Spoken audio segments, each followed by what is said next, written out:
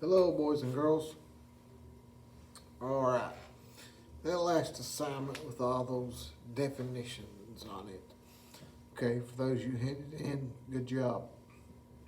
But after looking at those and looking at those and looking at those, sovereignty has kept popping up in my mind. And looking around, doing a little research on my own, I got to thinking, how is that relevant to you guys today? Okay. To review, you guys said, your research said, and defined sovereignty as supreme power, authority of a state to govern itself. Well, if you go back and remember, state basically is a area that has defined borders and kind of has control over itself. So technically, the United States is a state that governs itself, has the power to do so, the supreme power to do so. A sovereign citizen of the United States. Okay, and again, how is this relevant? What does this mean to you today? Okay, found a good article which I've attached, and you will have to read. And basically, we already know the United States is a sovereign nation, and really, according to this article and my own opinion, sovereignty's pretty simple. Pretty simple. Okay? The articles, the way they actually put it, their words may be a little bit more eloquent than mine. Sovereignty is a simple idea. The United States is an independent nation governed by the American people that controls its own affairs. And the American people adopted the Constitution and created the government. We elect our own representatives. We make our own laws. Here's the deal, though. We got to remember about those founding fathers, which, that was then, this is now. But to get to this is now, we got to talk a little bit about the founding fathers. What they knew was that the United States had to have sovereignty to get to where they wanted to be. Because if you don't have sovereignty, you cannot have independence. Okay? If King George could have come over and, still been able to say, hey, boys, I'm putting a tax on your tea here, you're back where you were before you declare your independence.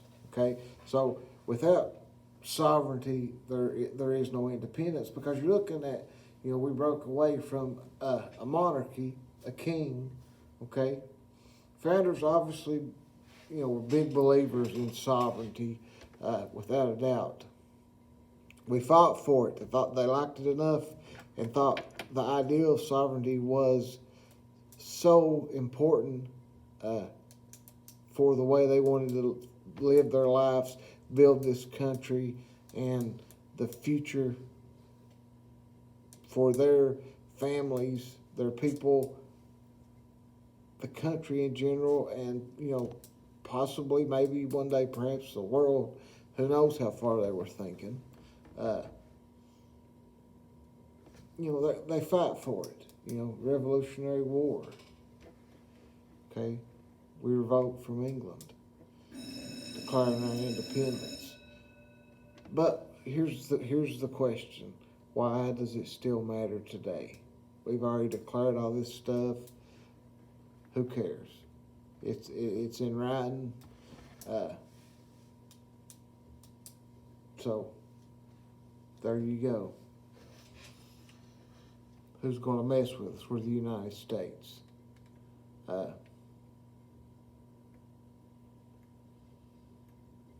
Now, what's going on today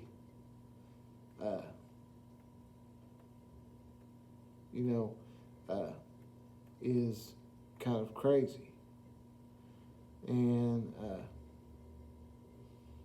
before I go any further, I'm going to read this George Washington quote for you.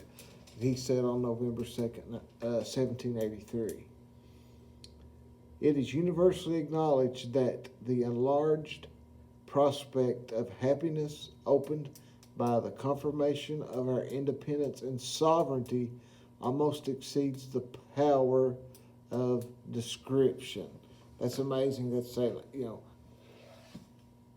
it's so great. It's so, we're going to be free. So, they were under this harsh rule, and it meant so much to them that they couldn't even describe words. They had no words. George Washington was a president. He had no words. Okay? Now, today, before and our founding fathers were worried about, other countries, England coming back and doing these things to infringe on our sovereignty. So those things, we don't have to worry about that with England today. Pretty good relationship there. So how's it relevant today? Well, there's new threats, okay? There's international organizations, okay? And, you're talking about, conglomerations of countries getting together to, form bigger organizations. And they kind of are looking to reshape the international system or turn it into an international system, okay? And what would happen, nations would have to give up sovereignty to do this. States or nations would have to give up sovereignties to do this, and then you're going to be governed by a global entity, by a global consensus. Independent sovereign nations would be replaced by what they are calling transitional organizations that reject national sovereignty. I just noticed that on there. Yeah, I cut myself again, shoving in the exact same place as before.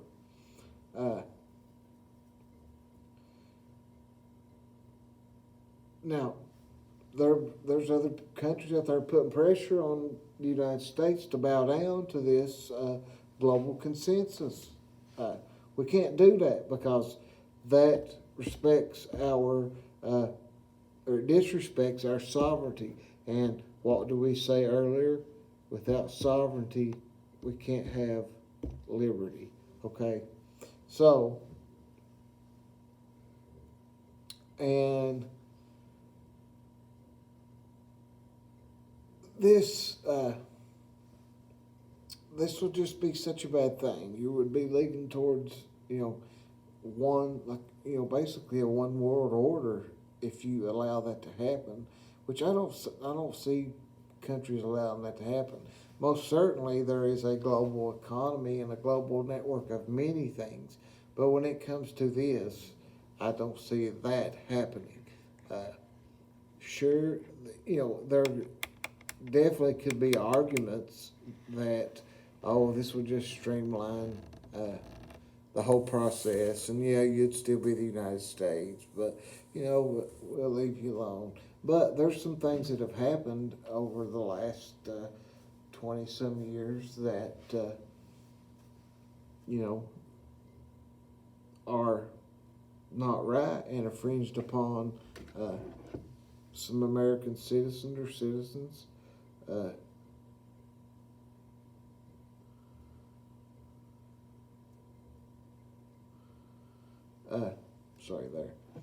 That they violated the spirit of the Declaration of Independence and basically more or less molested our sovereignty as United States citizens. Read the article. You're going to have 3 questions on there to answer. And to answer them, you will have to read the article. If you have any questions, you can always call upon me. I'll be there. That was horrible. Knocked it up. Anyways, hope you enjoy this bicycle.